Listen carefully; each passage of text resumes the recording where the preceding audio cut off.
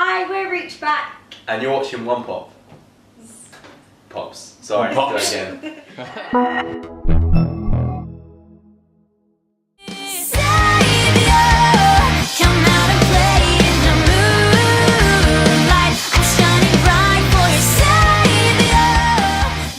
So for people who haven't yet heard your music, how would you describe Reachback's sound?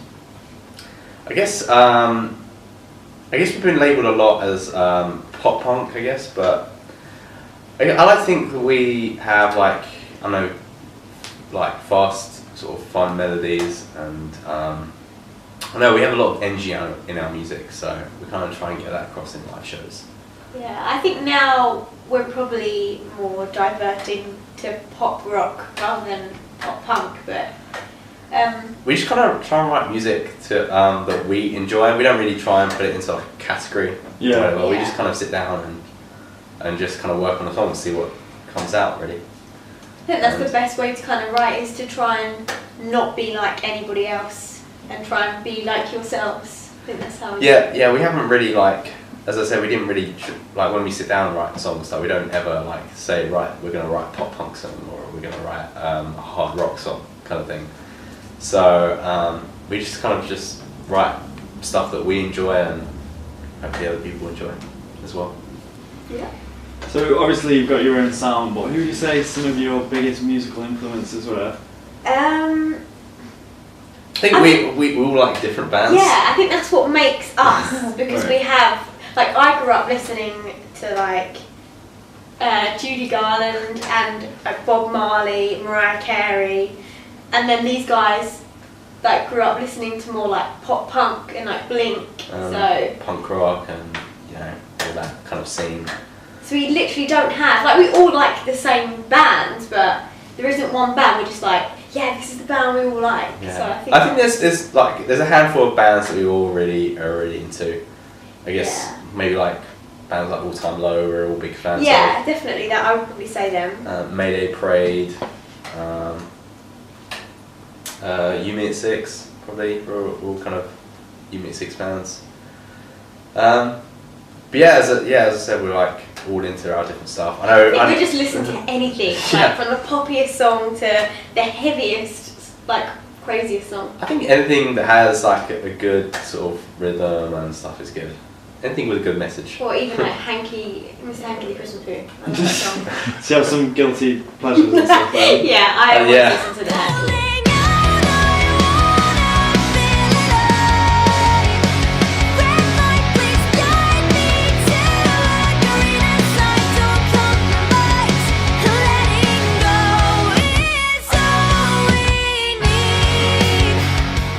And your new single is No Place Like Home. How do you go about picking singles?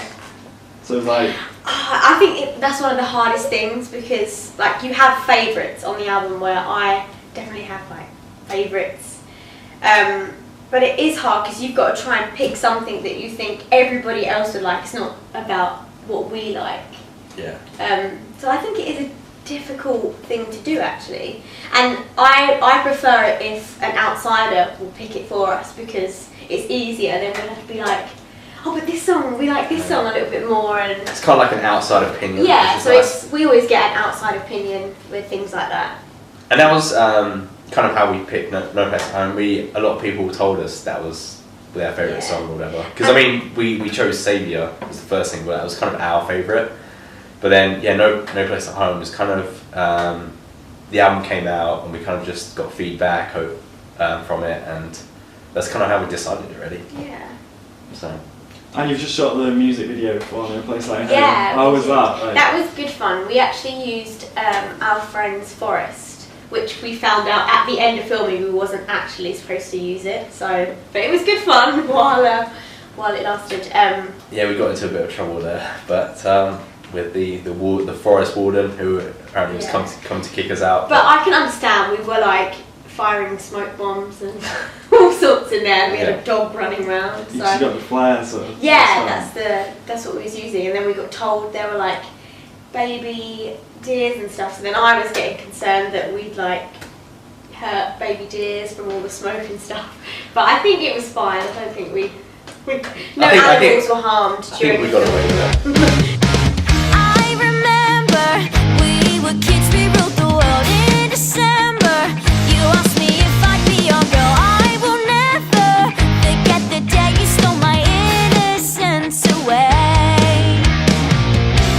And your lead single from the album, Saviour, sort of themed around superheroes. So do you have a sort of favourite superhero in particular? I do, and mine's Spider-Man. But I thought you actually wrote that song about Batman, right? Yeah, it's about Batman, but my favourite superhero is Spider-Man. And do you like the new Andrew Garfield ones? I prefer the old ones, actually. Although he is good looking. But I do prefer the older Spider-Man. Tobey, is his name? Tobey Maguire. Yeah, that's it. I prefer him. Yeah, Spider-Man's one of my favourites, I think, as well. I think I like all the Marvel superheroes. Yeah. I think just like I loved the new Guardians of the Galaxy film. That was really good. I went to watch that. So you also shot the music video for that in a comic book store. Yeah. How was that? That was good fun because obviously we're all big fans of like comics and like Marvel and stuff. So half the time when we first got to the comic book store, we just wanted to nose around and just find every comic. But then I think we spent an hour just going around and looking at reading a couple comics, and then we're just like, no, we've got to do a music video here, guys. Let's do some work. We need to get to this. No, it was good fun. The first part of the video was probably horrible because we were stuck on Brighton Pier and it was freezing and we was right by the front of it and I was in like some little skirt and a crop top, so I was literally freezing, but I think your lips actually turned blue by the end of it. You might be able to see that in the video. Yeah, but it was the coldest day ever. Yeah, but it was good fun apart from the icicles falling from me. It was good fun. Really good fun. And the second part, where was the comic book store again? It was in Brighton. It was at Dave's Comics. Ah, right. So you also released an EP called Wake Up back into 2011. Yeah. How would you say your sound's changed, if it has, since then? I guess we've all kind of grown up. Yeah, we was all like 17, 18 when we wrote that, so...